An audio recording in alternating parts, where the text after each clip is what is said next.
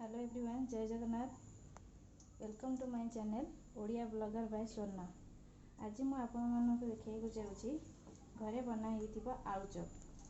आपण माने समस्त बाहर रेस्टोरेंट रे दुकान बजार सबुआडे आलू चप खाउछंती। सी अलग प्रकार गोटे टेस्ट थाए आ घरे बनाइले तार अलग प्रकार गोटे टेस्ट हुए। तो मु सेति 750 ग्राम आलू एठी बॉईल करके ताकू लूण पकेकी चकटिकी रखी देइछि। आउ ताकू छाणिया पे मुझे गोटे बैटर भी प्रस्तुत करी। एटी बेसन किसी बेसन लुण आउ टिके खाइबा सोडा पकईकी गोलैकी रखी।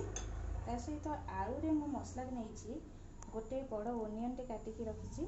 आ दीटा कंचा लंका ये काटिकी रखी। किसी बादाम ये मुझे रोस्ट करके पकेबी। आउ गोटे बीटरूट भी मुझे काटिकी नहीं तार टेस्ट बहुत भल आसे बीटरूट पकेले। आउ ये किसी धनिया पत्र नहीं धनिया पत्रटा भी पकेले बहुत भल टेस्ट आसे। ता सहित मुझे किसी मसला ये ऐड करी।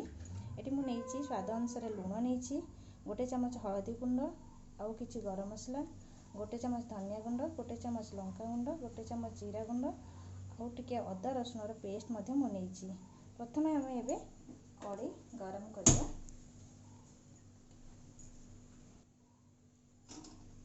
ये कड़े गरम हो गलानी।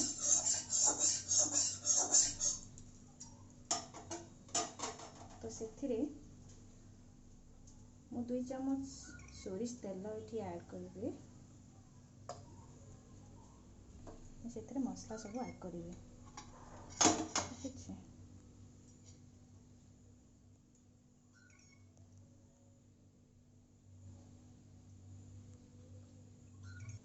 ठीक अच्छे। ये आम तेल गरम हो गलानी।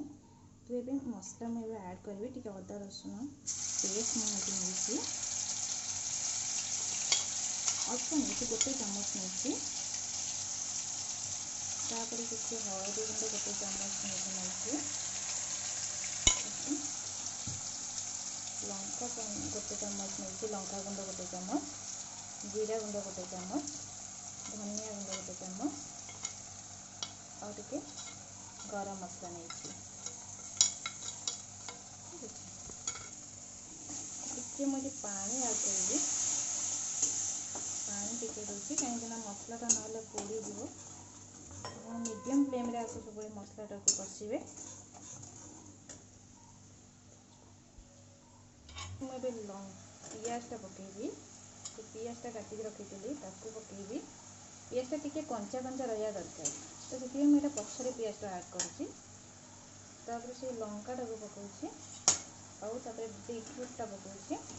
ठीक अच्छे, तो ताकू टिके समय हमें फ्राए करिया दबा।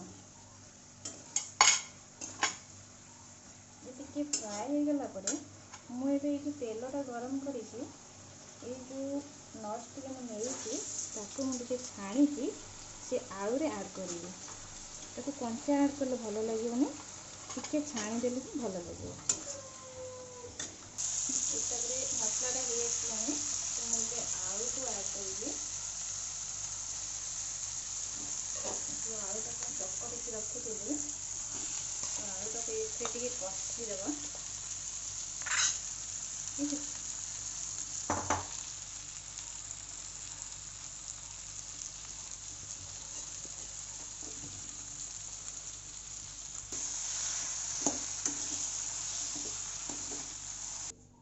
ये आमर आलू मसलाटा पूरा रेडी हो गला।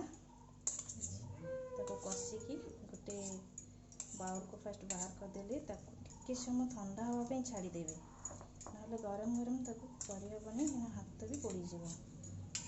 5 मिनट खंडे ठंडा हाँवाई छाड़देवे।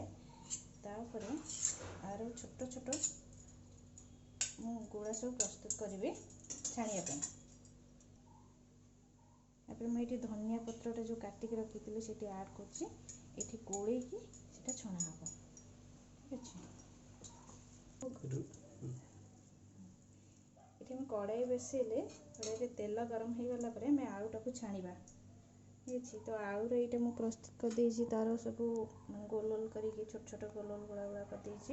तो ताकू आम कौन करवा ना जो बैटरटा मुझे बनईकी रखी से बैटर यहाँ को बुड़ेकिना आम छाणा।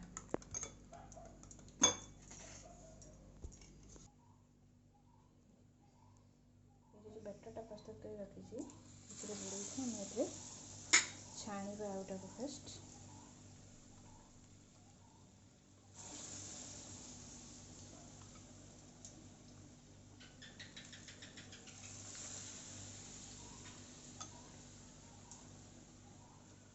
मीडियम फ्लेम रे तक सब छाणीबा हाई छाणिले से पोड़ी जीव और तार टेस्ट भी बहुत बेकार लगे।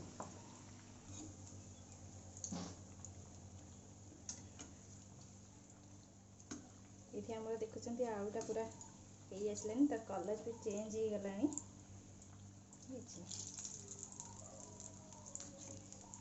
टिके सी माने कलरटा बेसी येलो देखा भल लगे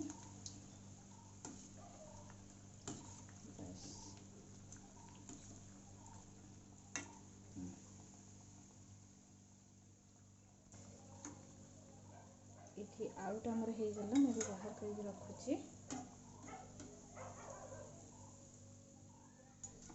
आलूटा केते सुंदर फुली और बहुत क्रिस्पी होती बढ़िया लगे ठीक है। ये प्रस्तुत हो गला मोर आलू चप ओडिया घर आलू चप आ सहित आम टमाटो केचप सहित जदि आलू चपटा खाइबा और बहुत टेस्टी लगे ठीक अच्छे।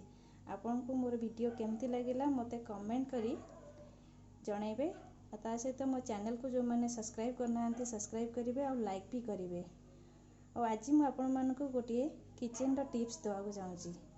तो आपण मैंने जिते बड़े कड़ाई रे तेल पकईकिना मसला पकाउछंती चारिआडे सब छिटकी पड़ुची तो से तेल गरम हो सारापर टिके लुण पकईदेवे और तापर मसला पकेबे देखिए तेल जमा भी छिटकबनी।